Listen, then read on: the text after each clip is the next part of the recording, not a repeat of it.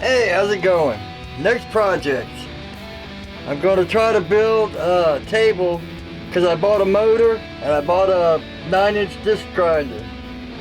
Well, 9-inch disc for the grinder.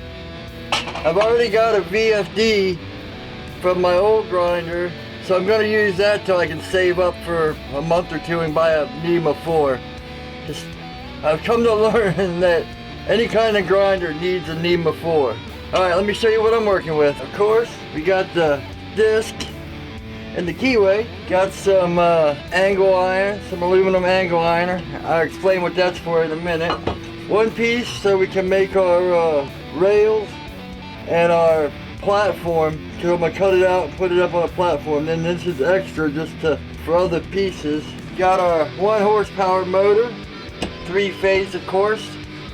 In my opinion, if you're gonna be doing any kind of grinder, go for 3-phase. 3-phase and a VFD. If you have to save up and get a cheap Chinesium VFD, another $100, it's so much better than pulleys, and to have that control. And then here is what we're gonna mount everything to. So basically I just got 2 plates of 1/2-inch aluminum like this. Here's all my wires and stuff. Then I got a piece of 1/4 inch for the table. But what I'm also going to do is put it like this. If you've ever seen the KMG, I'm going to basically have this both sides coming out, you know, like this, you know, as high as the disc is. And then it's going to have arms that come out here that holds the table. This will be mounted to the motor. And then I'm going to have the angle iron on each side like this to hold the arm. At least that's what I plan on doing. Only time will tell. I checked, and this motor mounts are 5/16 bolts. So I went and bought a bunch of bolts. And here, this is a template right here that fits under there. So let me cut this out real quick. I'll be back. Busted off all the edges, make sure no burrs or anything. I didn't take a lot of time finishing it off. I just kind of got it all clean. So let's get this thing up and see what we look like. Now, the main thing I want to make sure is, see, this is going to be on here, but you know, back. So I want to make sure I got a 1/2 inch of play in case I have to double this up. I already have this for when I make the jig, so I have a longer table. Get that. That looks like where we want to be. Wow, the difference in difference from steel to aluminum is crazy. Alright, so now what we gotta do is make sure, I think I measured it 2 3/4 each side. So we want to be 1 3/4 in, 1/2 inch in. I think I've shown you this before, but you can use any number to start with. You know, you just have to break that. Like if you want 2 inches, 7 to 9, you know. Especially when you got messed up rulers with bad edges. 1/2 inch in. Let me check to make sure this is square first. Square that way. Alright, so we are square here. So we can basically pull this. Double check it. I'm blocking your all's view with this motor. Check this line. Now here's what I'm talking about, burning an inch. See how messed up? You want to be accurate. Or even we can burn 2 inches. We are 1 2 3/4 in. So let's make sure we are 2 3/4 in here. There we go. Voila! Voila! Oh, there we go. I was looking at the rounded edges. There we go. There's our mount. Now let's see how we look.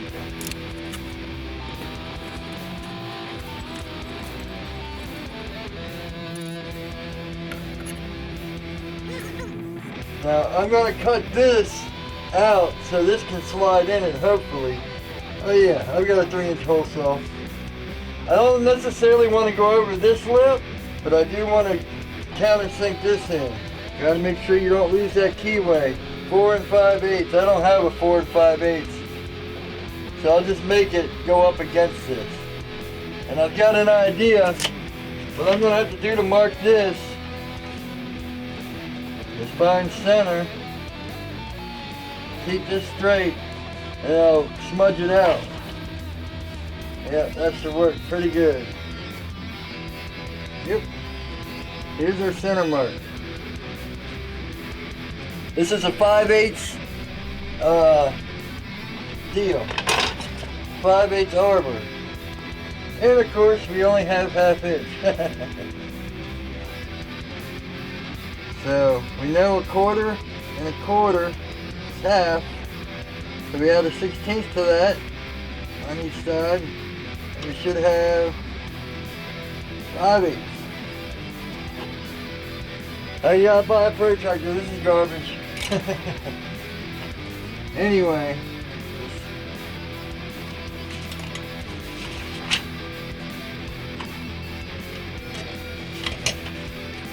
See how we fit.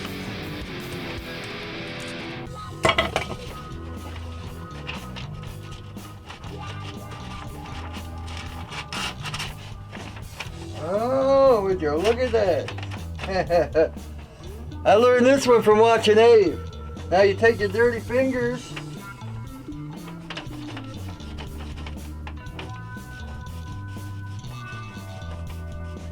Voila. Voila. Voila.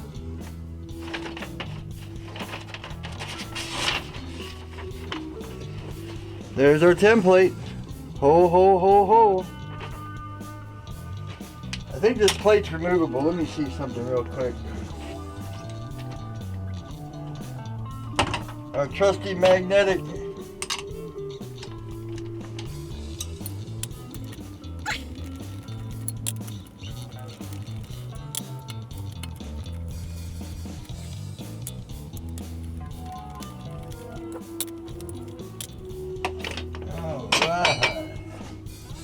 I don't even need this to be on here, but OCD, you know how that goes. Ground hole to the left. A little tappy tappy. Oops, make sure like how we want it. Middle. Cut the whack.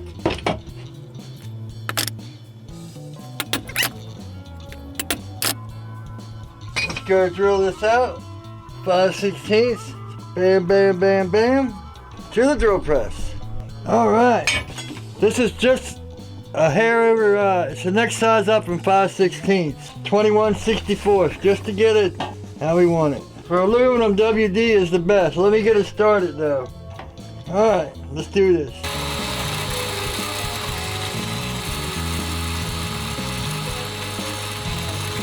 Or we use a drill bit that's not dead. Here's a metal one, 5/16, so this should work.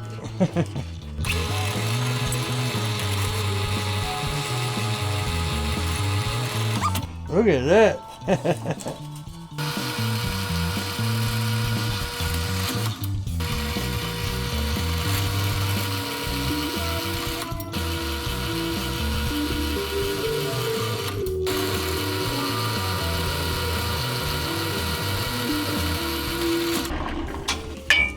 Yeehaw.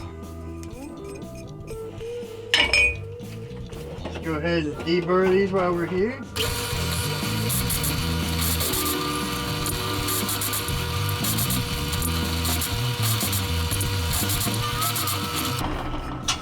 Alright, now make sure everything is clean. Now I'm just going to take the punches. I'm just going to go over the bench, take the punches, and knock them through.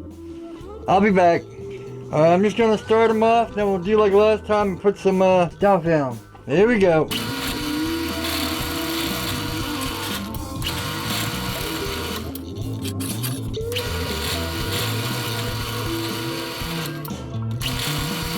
Alright, so I'm going to double check these before I go all the way through. Okay, make sure we're still lined up here. Don't want no holes in my desk and my table.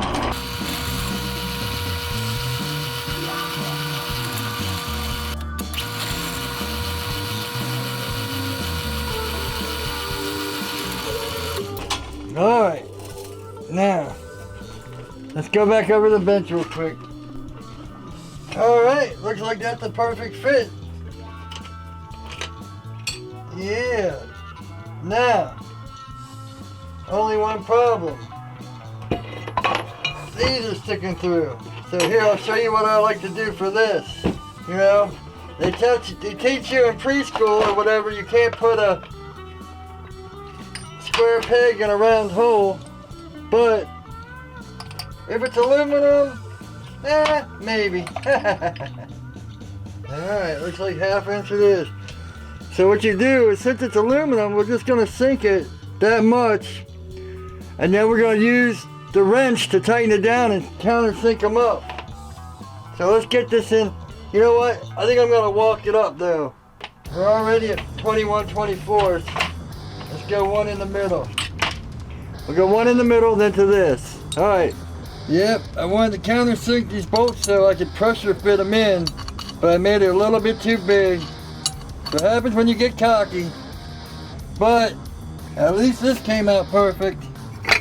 Alright, now I just gotta hook the VFD up to the motor and make sure it works. I went ahead and wired up the VFD. So let me show you how to program it. Basically wiring it, you got the hot, you know, the black and white, 220 hot, and then ground. And then you've got from the motor you have to do, you know, what is coming on. It'll be T1, T2, and T3, and they go to U, V, and W. And then you got to tie the two grounds together and make it one ground. These Chinesium VFD here, let me show you. These Chinesium VFDs are a pain to wire. Yeah. So, can you see? We got green, which is ground, which you can see I had to use a cap and tape to tap them together, which is a pain in the ass. And then here's my 220N, UVW, black, white, and red. I had to put a 212 or a 312 with the green, so I had to put an extra red wire on here. Yeah, I can't wait to get the NEMA 4, because it's real easy with the NEMA 4. You don't have half of this stuff. I think since I'm going to have the VFD right next to it, I'm not going to worry. I was thinking about, you know, putting this on and the switch and all that, but alright, let me plug this in. I got to get a switch for the plug too, that's another thing. So I can turn it on at the switch and don't have to worry about plugging it in and keeping it plugged in and, you know, stuff like that. Because it'd be nice to turn it on and off at a switch. That's how I have both my other ones. But I forgot all about that. So here, let me go turn it on. Now, let's do some settings first. I'll show you how to set this thing up. Number 1. So you hit program. 0. Okay, program up. 1. Set on 0. Operator. Set end. 2 is 0. We want that set. See, this is still set up for my grinder. Set end. Then we go to main frequency 3. Set 60. That's right. 60 for the other one. Set. Number 8 is 220. Program up to 8. 220. Yep. And then we skip up to, let's see. I think 13 is where you, oh no, 13 is if you want to do the factory settings. 14 is accelerating time. So program. 14, set. Yeah, 2 seconds ramp up. Set. 15 is deceleration time. So we'll have that at 2 seconds too. Then I think we go all the way to 72. Yeah. 72 is the one important one that I always used to forget. So you go program. You know, use this to go over. 72.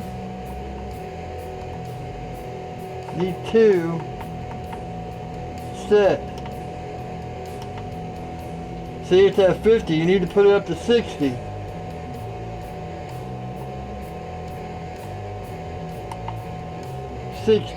Set. 141. Rated motor voltage. 220. Set. Current on this one is 3.7. So set. Yeah, see, this is set for my 2 horsepower. 3.7. Set. Because this motor can be run. Oh, never mind. At 460, it's 1.8. Then number of poles. If you're running a 17, it's 4 poles. If you're running a 3400, it's 2 poles. And that's about it. Alright. Whoa! Well, that didn't work. Well, it looks like I gotta get a NEMA 4. It's actually the next morning. I was just editing a video and I figured I'd put it in instead of sitting there trying to write out a long explanation. What you heard was just the breaker tripping. Now I don't know if it's because I had this like this on its side or if it's just old. Most likely it's because it's just old. This was the VFD that was on my main grinder, so it was used a lot. These things don't last. The thing is, I realized that, I plugged it back in, turned on the breaker, and pow! It really popped and started smoking. Unplugged everything. I realized it's not my wiring. If it was my wiring, the minute I plugged it in, it would have popped. So my wiring was fine. I double checked the motor to make sure the motor was, connected, because sometimes you could connect T6 and T9 and get them backwards, and if you do that, but that would probably mess up the motor instead of messing up the VFD. But anyway, I transferred some funds around and, figured something out, but I already got a NEMA 4 on the way. I'm going to put my reaction in the end. So, alright, back to the end slate. Alright. Well, there's a fail. I wonder why that blew. I guess it's so old and hasn't been sitting back. Alright, well, so much for that. Looks like I gotta figure out something else. This is old, so it could have been anything. You can see how dusty it was. It's been sitting there. I programmed many of these and I know I got it wired right. Oh well. Well, I'll just keep building it, and while I wait for the other one to come in or whatever. Well,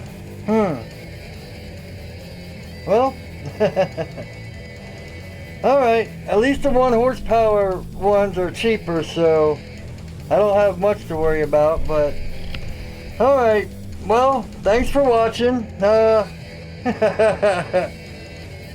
Don't know what to say, but alright. Thanks for watching. Please like, please comment, subscribe. Laugh at me blowing up my VFD. Thank God it wasn't a new one. Take it easy.